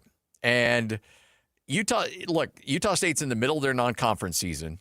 And they knew they had a bye week, which means, they have a Saturday off, which in the middle of February, in the middle of a conference run, when you get a bye week, you don't usually mess with it because you want your players to rest up, be as healthy as they possibly can going into the stretch run of the final 6 games of the conference schedule. But Utah State said, hey, look, it's all about the resume. The only reason Utah State scheduled this game at this point in the season, because that was the only time they were going to get Memphis to get into town to do a home and home. It's the only time it was going to work. Now, normally you like to play these games in November, December. Nope, this one's smack dab in the middle of February when you normally would have had a Saturday off. So this is a resume game. Now, Memphis hasn't really quite lived up to their end of the bargain because they were a 500 team rolling into Logan on Saturday, not having the year they would have thought. Utah State was anticipating that being a team that would be right there in the top 50 in net, a quad 1, maybe a quad 2 type of game. Well, that's not the case anymore because Memphis isn't, frankly, very good. So knowing that, Utah State felt like they had to win and win big. And they did, 99-75. Utah State ends the game, though, on a 13-2 run and kept piling on the points. Colby King, a dunk late in that game when he could have ran out the clock. And then MJ Collins with a windmill dunk when Utah State could have ran out the clock. And Penny Hardaway immediately hopped on his postgame radio show and, frankly, had this to say. And, Coach, your team fought hard. That's a really good ball club out there. Yeah, we had it where we needed it. The last 3 minutes of the first half, man. I just don't understand. You just got to keep fighting, bro. Really, the 17-4 run at the end of the first half. This is a 13-2 run at the last minute and a half here. Really, yeah, that's what makes it such a bad part. You can't keep scoring the ball. We came out here to play this game. You got to have more class than that, though. I agree with that. MJ Collins didn't need that last dunk. It ain't even just that last one. It was just the rest of them. You just got to have some type of class, though. Seriously. You got to have some kind of class. Now, to Penny Hardaway, the head coach of Memphis, to his credit, that was on Saturday night. He held a press conference, his weekly press conference yesterday, and didn't necessarily walk back those comments per se, but was very effusive in his praise about the Spectrum coming to Logan, said, I'd schedule that game every day. Teams need to be scheduling Utah State. You need to be going into Logan. That's a great place to play. Probably one of the loudest venues he's ever coached in. And so there was a lot of praise coming. It wasn't just the negativity of how that ended. Once he had about 48 hours to kind of decompress a little bit, essentially said, hey, we're happy to play that game. We'll continue to schedule games like that. That was good for our program. We just need to end up being a better team and making that count for both of us, both of our cases. But the situation still remains the same. Should Utah State have pulled back the reins? Should they have said, no, we got this game in hand. It's an 18-point game. Let's just run out the clock and get the victory instead of piling point after point after point. And so a lot of times coaches get mad at players because the players will take it on themselves to do this. And the player's like, hey, look, I have a chance for a breakaway dunk and nobody's in front of me. I'm going to take advantage. You can't tell me to pull that thing back. I want a highlight dunk. And that last dunk by MJ Collins certainly was a highlight dunk. You don't see a lot of windmills in college hoops, and he threw that one down hard. So that being said, Jared Calhoun came on the postgame show with me immediately following the game, and I asked him about the situation in not, in running up the score, and this was his response. Thought, the last 9-10 minutes, we really imposed our will on these guys. But great win, Unfortunately, the way the rules are written, you gotta run people out of the gym. When you have a chance to score points, you have to. We're not sitting home on Selection Sunday saying, hey, we could have scored this basket or that basket. It is what it is. So I said we got to score every single time. It's a stupid system that we have, but it is what it is. We're not going to apologize. And I love the fact he said we're not going to apologize. Now, I know that, look, Jake Scott joined me in the first segment, and he didn't say it, but, I could tell he's like, of course you're going to stand up. He's your guy. And that's true. Look, I've been around Jared Calhoun a lot. I know Jared Calhoun. I'm a huge fan of Jared Calhoun and what he's done up at Utah State. So, yes, I'm fully happy to admit that. I know him. I like him. I respect him. He's a friend. But I also understand the situation he's in as well. And you're thinking to yourself, okay, well, 4 points, is that really going to matter that much in the grand scheme of things? I don't know. We're going to talk to Ken Pomeroy. He's got his computer rankings, which are very similar to the net. The selection committee is going to use Ken Pomeroy's rankings. They'll use the net. They'll use a couple other services as well. And all of them have margin of victory cooked into them in some way, shape, or form. Now, what Ken Pom does, and we'll talk to him a little bit more, and he can explain it far better than I can, is that he's got essentially a score based on his computer models of how that game should go. And if you produce at that level and win that game by a certain amount, then you are going to be in pretty good shape. If you go below that, so let's say you're supposed to win by 12, you win by 1, the computer numbers are not going to be happy with you. You won the game, sure, that's great, but you only won by 1 when you should have won by 12 or more. And so that's all part of the things that are running through coach's mind. Like, I've got to make sure that my resume looks great, especially when you're a G5 program. When you're not in the Power 4, you're not in the Cool Kids Club, and you have to eke out a living with your computer numbers. And this selection committee right now, every committee kind of takes on a life of its own. This selection committee right now is currently constituted is very, very metric-driven. Now, some are more eyeball tests. This crew, if you look at how they performed over the last couple of years and what they've done, they are very methodical in looking at numbers, and they are a little bit more statistically driven than some committees we've seen in the past. Knowing that, Jared Calhoun is telling their guys, score on every possession. Essentially going, Cobra Kai, put him in a body bag. And he has to. Does he want to? No, he just said he didn't want to, and I firmly believe that. I know Jared Calhoun long enough that he takes the sanctity of the game very seriously. And he understands that he doesn't want to run up a score on a team. He doesn't really want to do that, but he actually feels like he has to do that. He feels like he has to make sure that when the committee sees, oh, you scheduled Memphis, that's great. We'll give you props for that because you didn't know Memphis was not going to be a particularly good team. So props for that schedule, props for playing them in February, and if Memphis we know is not a very good team, then you better put it on him. And he did. And he wanted to make sure that there was no element of doubt whatsoever. That, it could have been an 18-point game, and then you would have, gone backwards a couple plays and given up a 3, and it ends up being an 11-point game. That doesn't look good. 24 points looks good. So when the committee says, okay, you scheduled Memphis, that's great. Memphis wasn't very good. That's not your fault. You still put them on the schedule, anticipating, like we all did, that they'd be good. So because they're not good, you better have won it and won it handily, and they're going to look at that score and say, okay, yeah, they won it handily. Now, is it great sportsmanship? Yeah, probably breaks a lot of the sportsmanship rules. Does Jared Calhoun have time to care about that? No, he doesn't. He's got to make sure that resume looks tip-top, and that's a very analytic-driven staff. That I can tell you. That staff is very tied into analytics, and they are very cognizant of what resumes need to look like going into March. All right, 97.5, the KSL Sports Zone. Coming up at 2:30, we will talk to the man himself, Ken Pomeroy, get his thoughts on this. At 2:05, we'll chat a little hockey with Bill Armstrong. He is the general manager of the Utah Mammoth. So a busy 2 o'clock hour coming up just moments from now. 97.5, the KSL Sports Zone. You're listening to Scotty G and Friends on 97.5, the KSL Sports Zone. 97.5, the KSL Sports Zone. Happy Tuesday, everybody. Hopefully you enjoyed your day off. Hopefully you got a day off yesterday, and you're just starting off the work week on a Tuesday. Nothing like starting the week on second base. You'll take that every day of the week. So, yes, you've got an opportunity still to watch a little Olympics. I'm kind of curious.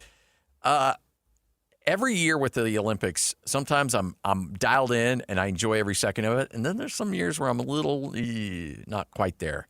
I'm starting to get back into it. I wasn't off to a stellar start with the Olympics, but watching the hockey team, watching the domination of Team USA on a collision course with Team Canada for a gold medal, yeah, I'm all in on that.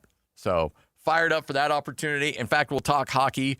Bill Armstrong, general manager of the Utah Mammoth, will join us coming up in about 10 minutes from right now. So we'll have a chance to talk to him. Clayton Keller making his debut against Germany, which was really cool to see. And this hockey team as they come through the break. And I'm a little nervous. The LA Kings had a guy that essentially fractured a leg, and he's out for the season because he's playing in the Olympics. And I want to ask Bill Armstrong about that a little bit, but then I don't because I know how superstitious people can be about asking things like that and discussing that. Don't put it out in the world. Because I know general managers look at things like that and be like, okay, I'm glad you're playing for your country. I'm excited you're playing for your country, but your country is not paying your monumental salary. I am. Ryan Smith is. So stay healthy. Stay healthy out there and come back and let's make our stretch run and get into the playoffs. That's the most important thing for the Utah Mammoth. Now, look, you're happy your guys are playing for their countries. You're thrilled about it. You don't want to discourage that in any way, shape, or form. But make no mistake, these general managers are seeing what's going on with the Kings. I mean, like, do not want, do not like. Yeah, I mean, that's a scary situation. Dude's done for the year. Playing playing for his country in essentially exhibition hockey. And to have a fractured leg and to have your season come to an end like that? No. That's a rough go of it. But again, I'm debating whether or not to bring it up with Bill because I know a lot of these guys are superstitious. And heaven forbid something were to happen after I asked Bill about it. Yeah, I think that would probably end our weekly conversations with the general manager of the Utah Mammoth. So your Olympics will continue on. Team USA gets the blowout victory over Germany. And you know what's interesting, too, is we had a couple people come on, and they talked about how they weren't overly thrilled with the way Team USA was built. You know, very goaltender-driven, very much not necessarily centered on offense, but a defensive-oriented team. And we asked Bill Armstrong about that. Do you like the way the team was built? And he said, absolutely yes. And he even listed Team USA as a favorite over Team Canada in his mind. And a lot of people disagreed. A lot of people said, nope, that's not necessarily the case. We don't know exactly how we want this thing to look, but it's not like that. But yet, there's a reason why Bill Armstrong knows what he's talking about, because this Team USA team looks loaded. Bill Armstrong joins us next, 97.5, the KSL Sports Zone. Believe it or not, this guy actually has friends. Nice. This is Scotty G and Friends on 97.5, the KSL Sports Zone. 97.5, the KSL Sports Zone. Time to chat with one of our favorite dudes on the planet. He is the general manager of the Utah Mammoth, Bill Armstrong. Bill, how you doing? I'm doing great. How you doing? Man, we're doing well. Hey, look, I got to give you props here because you've forgotten more about hockey than a lot of talking heads will ever know. And we had a couple guests on that said they didn't like the way Team USA was built. They didn't like the structure and how they focused on defense. You came on and said they built it perfectly. And so far, that seems to be the case. Yeah, well, listen, there's always room for error when you're building teams, but you know they've done a nice job. They've got a competitive group over there. They're going to have a heck of a test coming their way eventually as they move forward in the Olympics and play some of the better teams here. But you know they've got a good group over there. I like what they've done. They're competitive. They got the Kachuk brothers. They got some grease in there, and they got some skill with the Austin Matthews and a lot of the other top-end players there for the U.S. How you feel like a proud dad when you see Keller and Peterka going at it? Well, yeah. I mean, I think it's always fun to watch your players play against each other and see them chirping each other too. So, listen, it's Kells is finally getting into the lineup there, and hopefully he's going to be in the next game for them. I believe he is. And hopefully he can find his way up the lineup. He's a heck of a player for the U.S., and JJ's done a nice job, and I think he got the game winner today for Germany, too. So two real good players, and sometimes when you get moved into your Olympic team, there's no guarantee you're going to play as much as you do as when you're with your home club, but it's certainly a great experience, and it's unreal competition at the Olympics.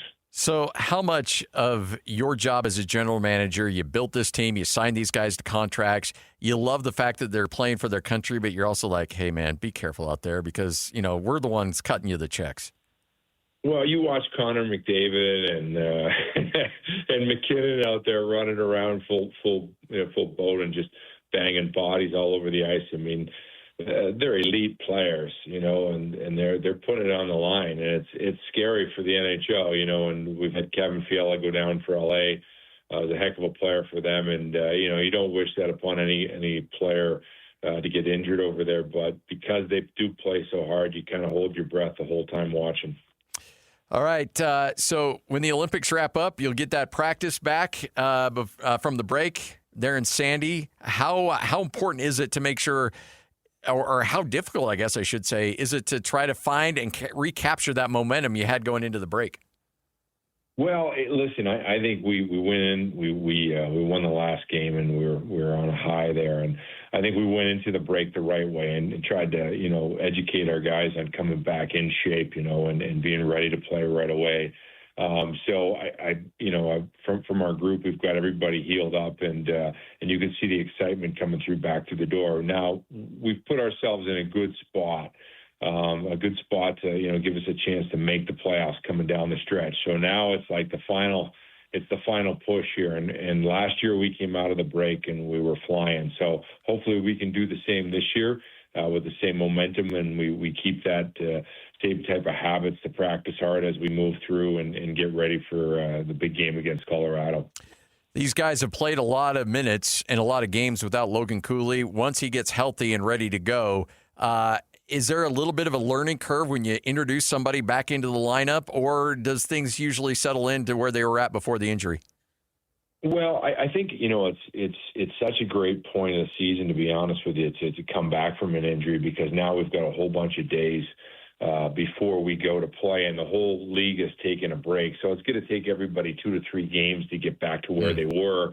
And I think that's going to give Logan the right amount of time to kind of jump in and get up to speed at the NHL.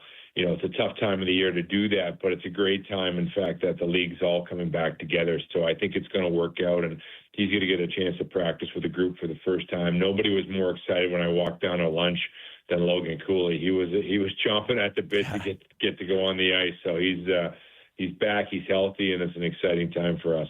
When do are guys already starting to file their way back in after maybe getting a little bit of a R&R?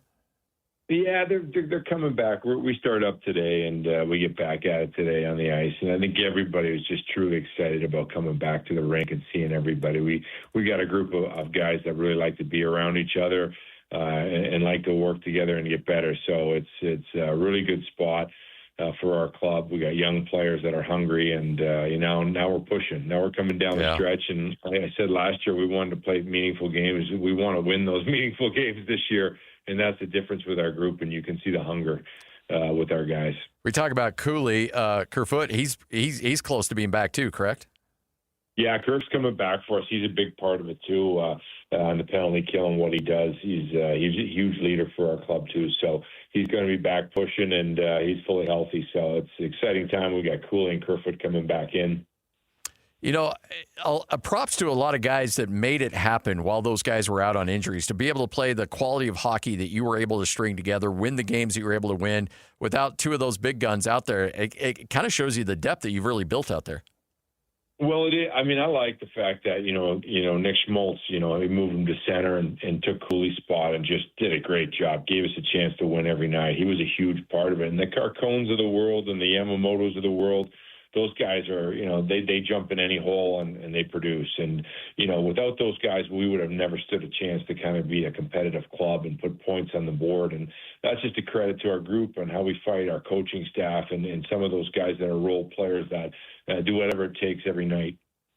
All right, let's talk about some youngsters. You got Tucson out there that's fighting for a playoff spot. You've got a couple players there. How have they looked during this stretch? Well, Big Simashev, we sent him down there, and he's done a great job. He's almost been at a point a game as a D-man. He's found a new level there. He's been one of the best players in the league, and he's just taken this game to kind of new heights. And he's in here in town right now practicing with us over the break. So he's been a really big part of Tucson, helping them make a push to get into the playoffs down there. And also Maverick Lamoureux, another big man on D's, just rounding out his game and getting better every day and stronger every day. So, those are two big D-men that you just don't find in the NHL. They're hard to find, and we have them, playing for us in the minors, and they're getting better every day. And hopefully they're going to come in and have some impact at some point in time during this year or next year for us. And they're two big, huge pieces for us. Are you always kind of interested to see how guys respond when they get a taste of the NHL and then go back down and play at that level and see how they respond after getting a taste of the travel and the food and the per diems and everything else? Well, there's an old expression: there's only one league in the world to play in, and the bad part is when you go down to the American League, it really hurts. You go back down there and kind of get accustomed to those long bus rides and the crappy food and all the other bad things that kind of go around. But the good news is there's a ton of playing time down there, and there's some opportunity to kind of kind of increase their role and get better and see some new opportunities and some new leadership positions. And, we have such a great development staff, a great coaching staff down there that, the workouts that they're doing skill-wise and, shooting off the ice, on the ice, doing all those little things to get better every single day. You can just see the growth and improvement that they make. And now they get a chance to come up and practice with us for the next few days, and we'll see the games, and they get excited. They want to play in the National Hockey League, and they're hungry. And I've always felt like as an organization, when you get that competitive, from the prospects down below, they're pushing up top. So it's really a great thing, and it makes a very competitive organization, and that's a lot better than me yelling at players when they feel that competitive growth from their other teammates. It pushes them. It's I call games for Utah State, their football and basketball teams, and the Jazz needed a guy to help out when they were playing in Toronto, and so I flew out to Toronto. I stayed in the Four Seasons with the team, called that game, and then 3 days later, I was in the Hilton Garden Inn in Laramie, Wyoming, calling a game. And I'm like, the whiplash of this is something else, man. It takes a little getting used to, for sure. Hey, let's talk about Cole in the Ontario Hockey League. He's had a good run, 3 consecutive 4+ point nights, and leading that league with 1.8 points per game average.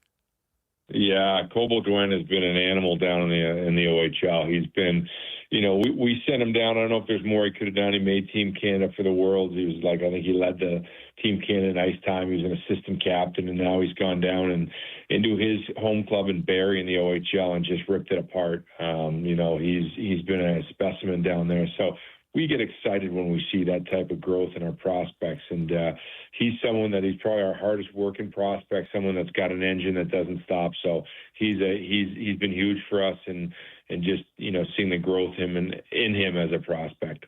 You don't get a lot of breaks like this with the Olympics and that extended amount of time. We talk about the players resting up. How important is it for the mental stress on your coaching staff, because they're in the grind and they're working hard, to be able to maybe decompress for a day or two? How beneficial is that for them? Well, I think it's for the whole organization, to be honest with you.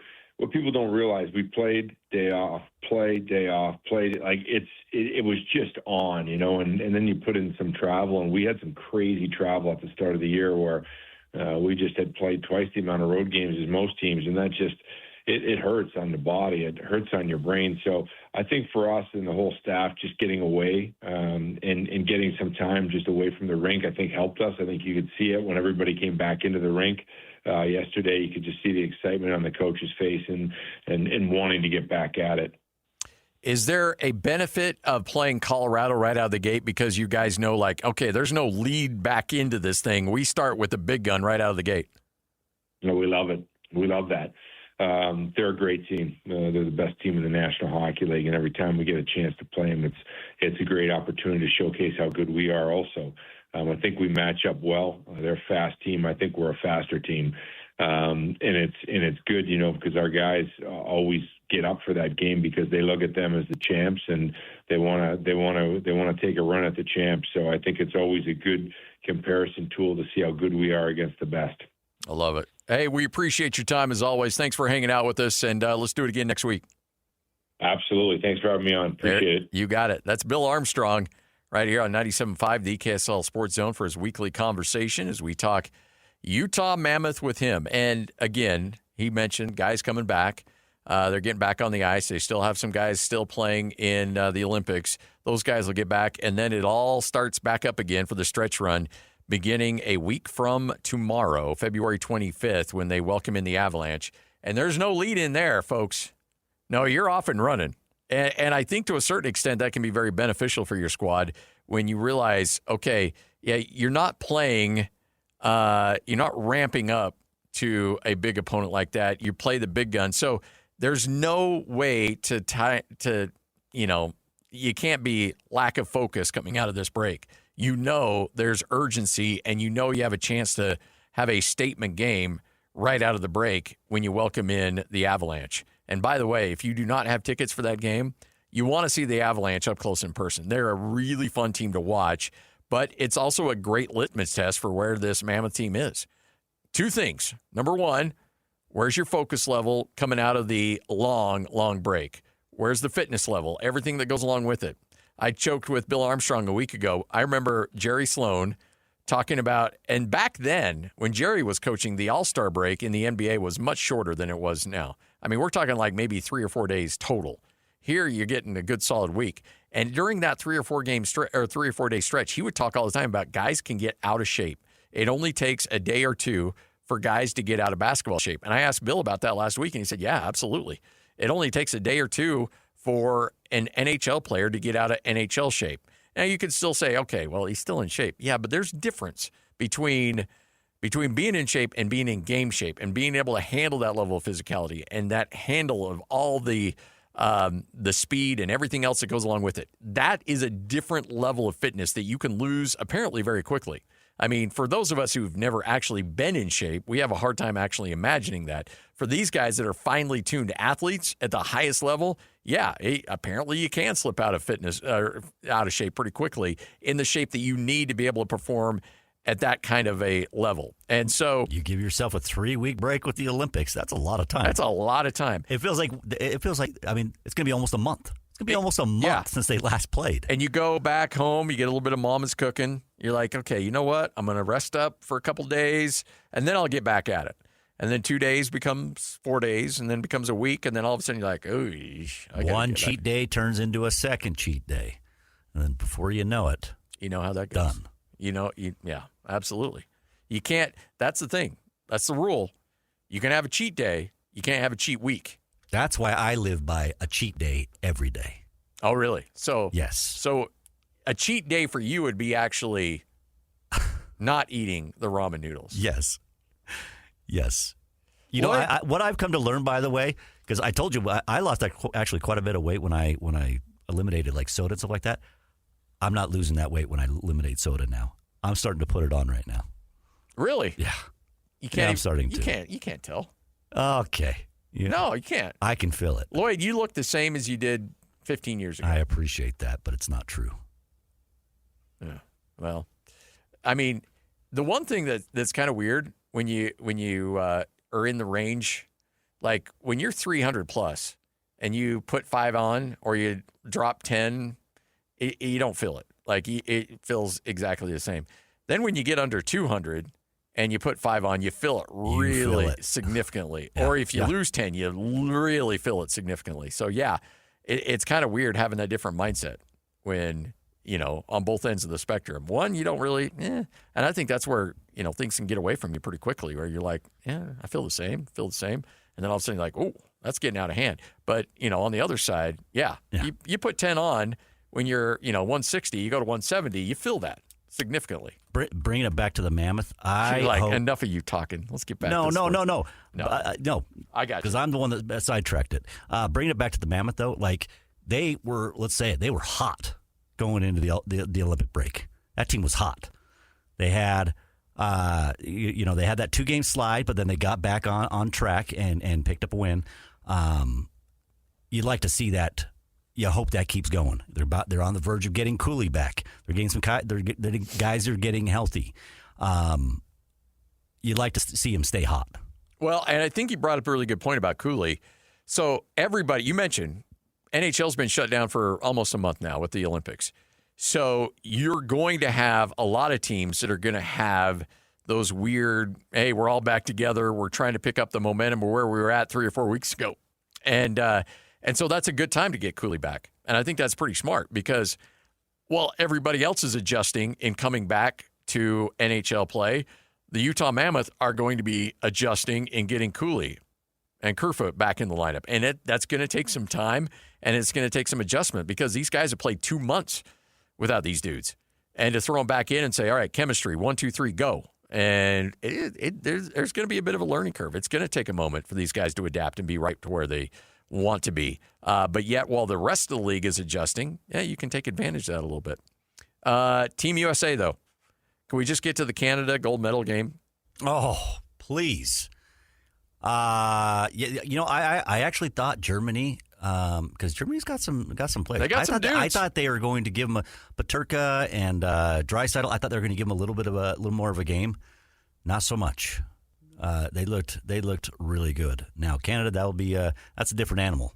Who was it? They beat somebody like 10-2, like a drum. Latvia? I don't remember who it was, but they beat somebody pretty badly. That's going to be a game, and I don't know which way it feels like. It feels like Canada probably has the edge, but I sure hope the U.S. can give them a game. They'll give them a game. Yeah. No, it'll be a fantastic game. It's just a matter of, can you just get over that Canada hump? Can you just not an easy thing. I mean, there's been so many opportunities, and look, Canada is the be-all of all existence when it comes to hockey. We all get that, understand that. That would be such a monumental moment for the United States to get a gold medal, and in doing so, beating Canada for that gold medal. That's going to resonate in a big way. That's got to happen. All right. 97.5, the KSL Sports Zone. Hey, really fired up for our next conversation. Ken Pomeroy is going to join us. The reason I wanted to talk to Ken, well, first, Ken's the man. We love chatting with him anyway. But second of all, his name has gotten into the mix a little bit here locally in terms of rankings, in terms of computer, how much should you be running up the score?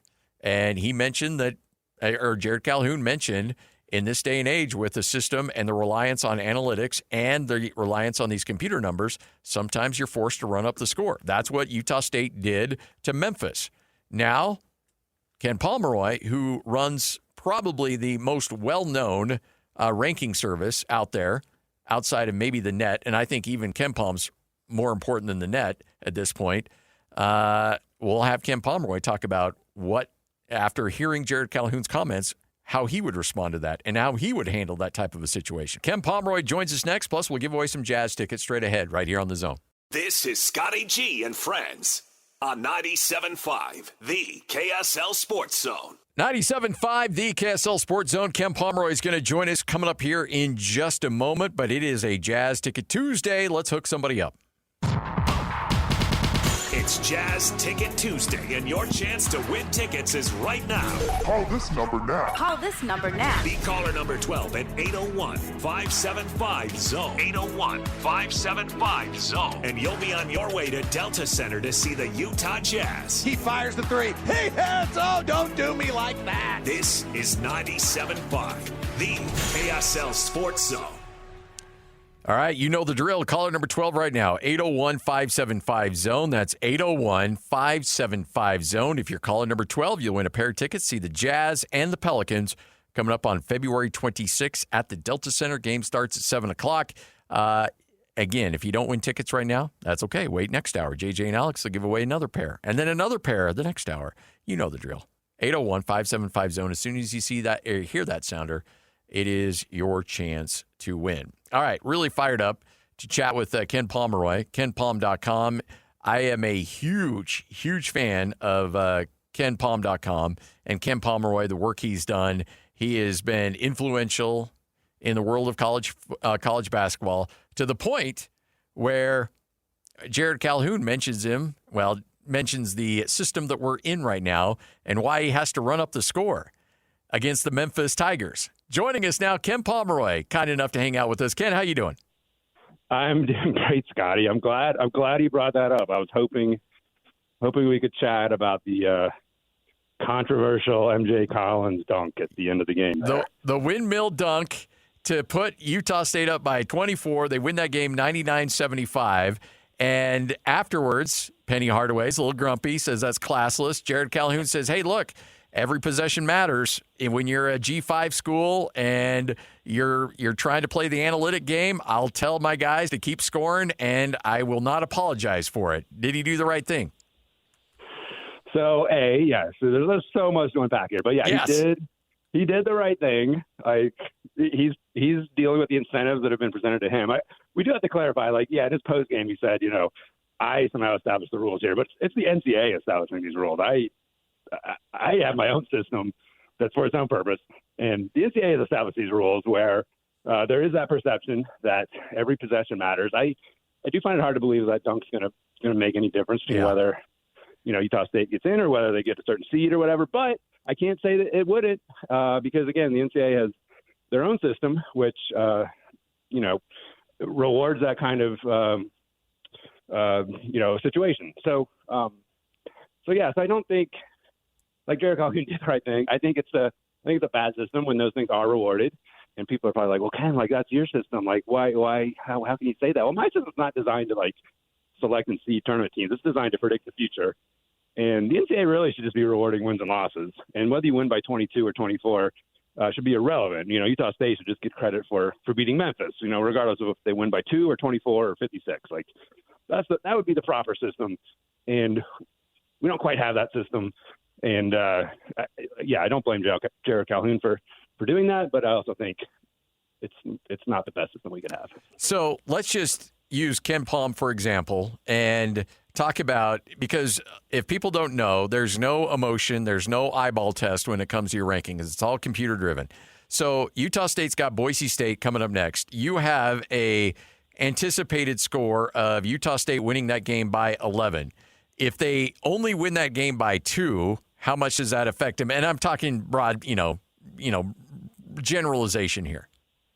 Yes. So they probably dropped 3 or 4 spots just looking at the rating. You know, a lot of it depends on how closely rated they are to like neighboring teams. So, yeah, let's just say at this time of year, you know, you played 25 games. So, you know, a 9-point difference is not going to have some earth-shattering effect. If they were like number 1 in the country, they would still be number 1, right? Like there's just such a distance between 1 and 2 usually. But, you know, when you're in the mid-20s, yeah, they'll knock them down by 3 or 4 spots probably. What is there a bigger gap between being hurt by a 2-point win or a bigger advantage by winning by, 25 when you were supposed to win by 11?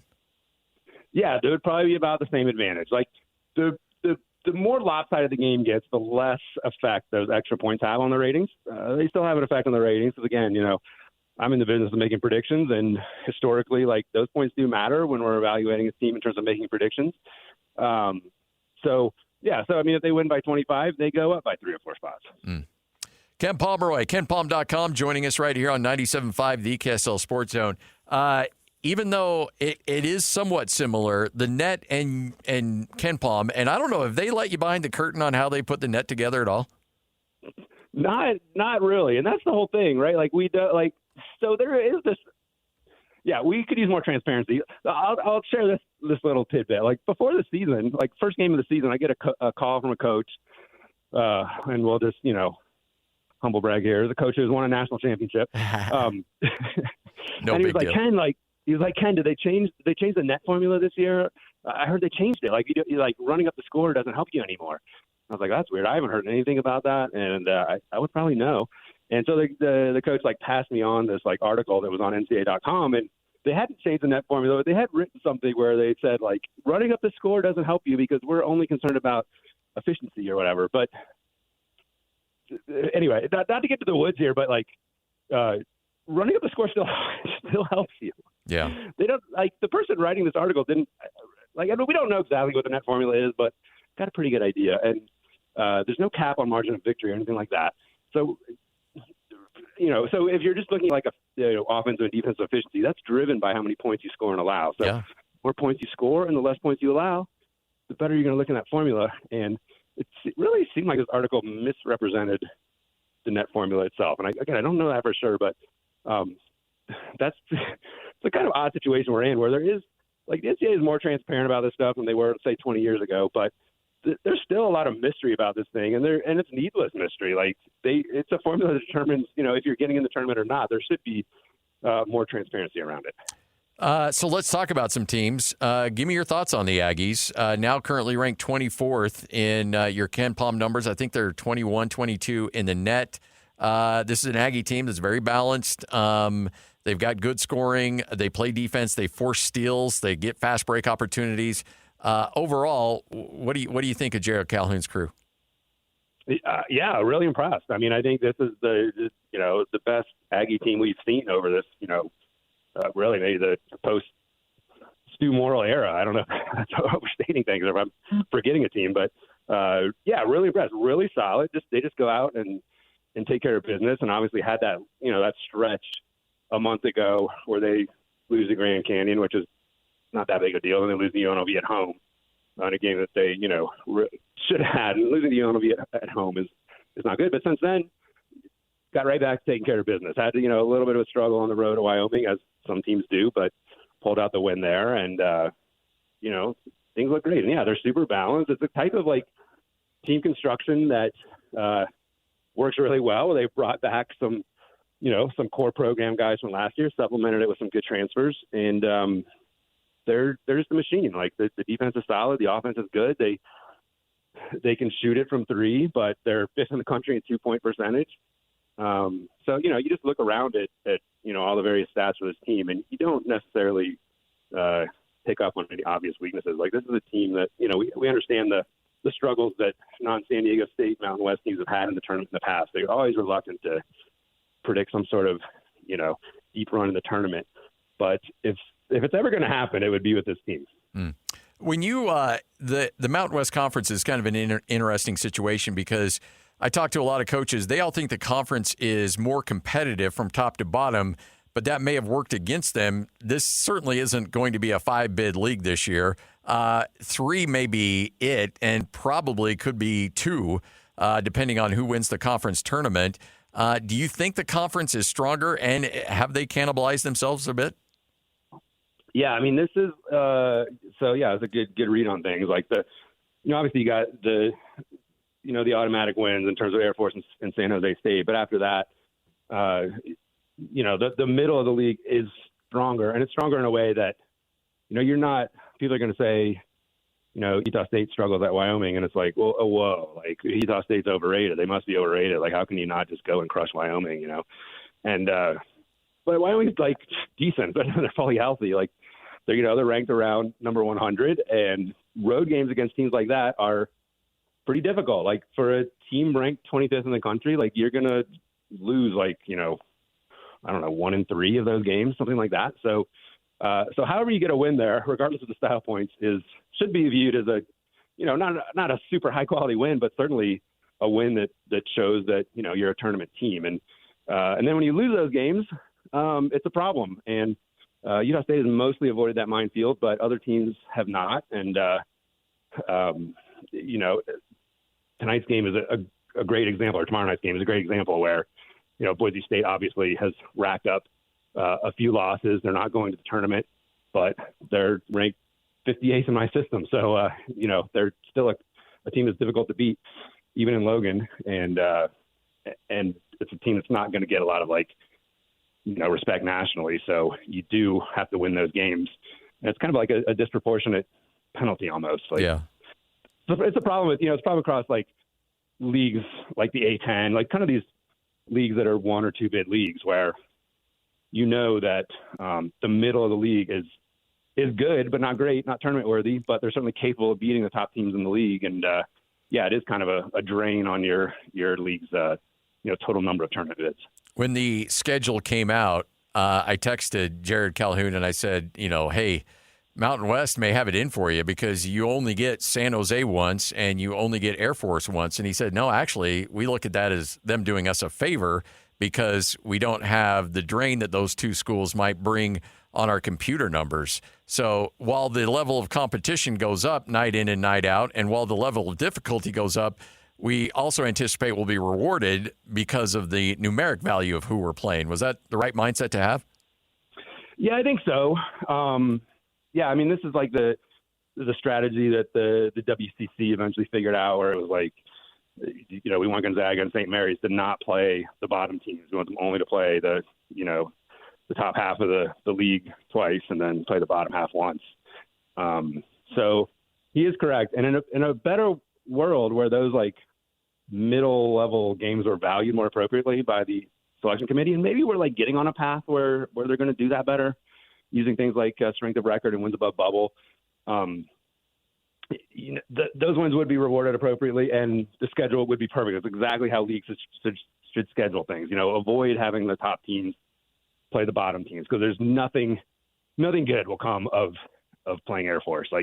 Either you win by 30 and things are good, or you win by 10 and your net rating gets dinged a little bit, or you lose and your tournament hopes end up getting damaged. So I think Coach Calhoun is on the money with that one. BYU suffers a really rough injury with Richie Saunders, and then they hold on. They find a way to beat Colorado, but the Cougars are in a bit of a slump. give me your thoughts on where they're at and how much this Saunders injury could hurt them. Yeah, I mean, it's brutal. There's no way to avoid it. Part of the storyline with BYU this year has been the lack of depth. And, in college basketball, depth doesn't really matter on a game-to-game basis. Like, they had a roster that could do some damage in the tournament. But depth obviously matters when you have a season-ending injury. And so when you have just three guys that essentially make up the bulk of your offense and one of them is gone, nobody's going to no single person is going to step up and fill what Richie Saunders did. And even, collectively, like, the bench is not going to step up and fill his gap. So you're just going to get even more AJ DeBonsa, more Rob Wright. Those two guys are going to, dominate this offense, and it's going to be, especially tricky for them to continue to be as efficient as they have been up to this point in the season. I have them, like 22nd as of today. And if you, assume Richie Saunders is worth, say, like 3 points to the team and you adjust the rating accordingly, like, they drop into the 30s, which is still a tournament team, but it's just not a team that, has that explosiveness anymore to make a deep run. I do think sometimes people overreact to injuries, but in BYU's case, because they're so dependent on these three guys, I don't think an overreaction is necessarily possible here. Like, it does really hurt what they can do. I know that this isn't a complete. I'm broad brushing here a little bit, but generally, what kind of range? Where's your cutoff point in your numbers that you've seen teams get into the tournament as an at-large? Is it 30s? Does it go into the 40s at all, or is there a number where it's kind of the point of no return?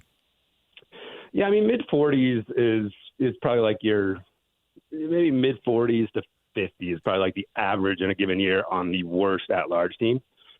But there are special cases, and this year there's a very special case, which is Miami, Ohio, who is undefeated and I think still ranked in the 80s in my system. And they've just won every close game on their schedule. They played a very weak schedule, didn't play anybody in non-conference, and obviously playing the MAC. And so they're not really getting that exposure against top 50 teams, which is part of the reason they're undefeated. But the other part is they're a good team, and the other part is they've had some good close game success. And I'm fairly sure Miami, Ohio can lose one and probably two. Like, really, realistically, they should be able to lose two games and get into the tournament as an at-large. If you look at like strength of record type stuff, they rank really well there. And the fact is, like, even if you threw Miami's schedule and gave it to Utah State this year, really hard for Utah State to go undefeated against that schedule. You're just going to have an off night and lose a game. And so what they've done is impressive, and hopefully they get in. And they probably would set a new standard for like lowest ranked at-large team to get in. But I do think based on their accomplishments and, again, their wins and losses, which is what we should care about, accounting for their schedule, of course, I think they would deserve to get in. All right, let's get to the biggest story in the world of sports right now.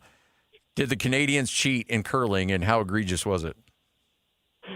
Yeah, cheat's kind of a strong word, but their third, Mark Kennedy, I would say knowingly violated a rule and then denied it later, which was, part of the problem, and then dropped some expletives on the team accusing him of cheating or breaking the rule. So, yeah, there was a violation of the rules.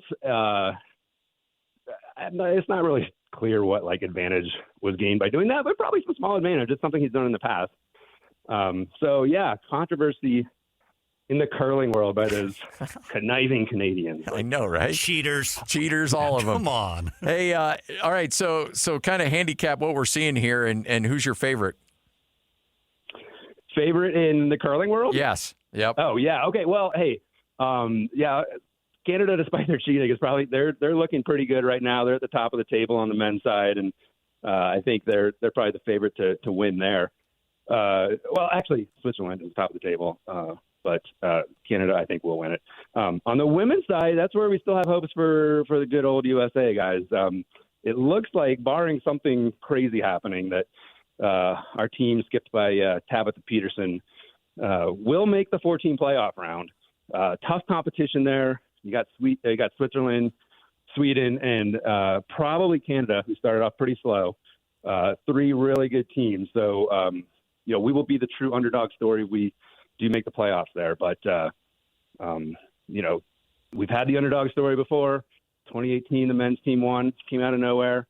So it is possible. So keep an eye on the U.S. women. So if Team USA if Team Canada does not win the gold, is it like a dream team not winning in basketball? Is that the kind of upset we're talking about, where Canada should be winning this every year? I mean, they certainly feel that way. The fact is, they don't win it every year. They didn't. I believe they didn't win any medals, or certainly didn't win golds. I think they won no medals in the last Olympic. Competition. Yeah. So it's been, I think, 3 Olympics since they won a gold. So there's a little more variability in curling than there is in basketball, at least at the Olympic level. Like, obviously, the U.S. kind of owns Olympic basketball on the men's and women's side. And Canada, historically has way more depth than any other country. But at the very top, the very best teams from each country, there really isn't a gap. Like, places like Scotland and Sweden, they're just, they're having their curling teams just do curling, 8 hours a day, 5 days a week. And Canada or the U.S., like, we let our curlers have day jobs and live lives. So it's a little bit of a competitive disadvantage in that sense. All right. I know you play a lot. So I did talk. I've never pushed a stone. I've never done anything curling related. I have heard, though, it's more physically taxing than I think a lot of us believe it is.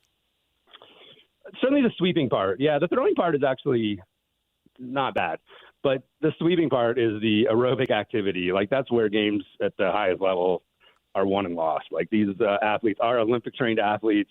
They have, amazing technique where they're just putting all their weight on this curling broom to try to sweep as fast and as strong as they can. And, I always tell people when I'm giving a lesson, like, you can sweep as hard or as light as you want here. Like, it's we're not testing you on that, and sweeping is a lot of work. So if you don't want to put in the work, that's totally acceptable. But obviously, if you're trying to win games at the highest level, it can be pretty exhausting to do that sweeping for 3 hours of curling. Do you have your own stones, Ken? No. So that's the one of the beauties of curling is that the stones are all provided by whatever place you go to play at. So stones are quite expensive. I need some lessons, heavy. Ken. I need some lessons. Do you have your own? I'm so into it. Do you have your own broom? I do have my own broom. I have my own broom. Have my own shoes. Yeah, have all that stuff. But the stones are there's not something you would own yourself. I don't think that's something you're going to be lugging around in a backpack. Probably. No, you're not going to check that in on your flight out to Toronto or something. Hey, Ken, you're the best, man. Thanks for joining us and giving a little curling, a little love, and a breakdown, man. We appreciate it. All right. I appreciate the time, guys. You got it. Ken Pomeroy, get there. KenPom.com. I'm telling you, folks, KenPom.com. That is the website. I've talked about it for decades now. I'm a huge fan of it. I use it every single solitary game in preparation for and in calling games as well. Get there now, KenPom.com. This is 97.5, the KSL Sports Zone.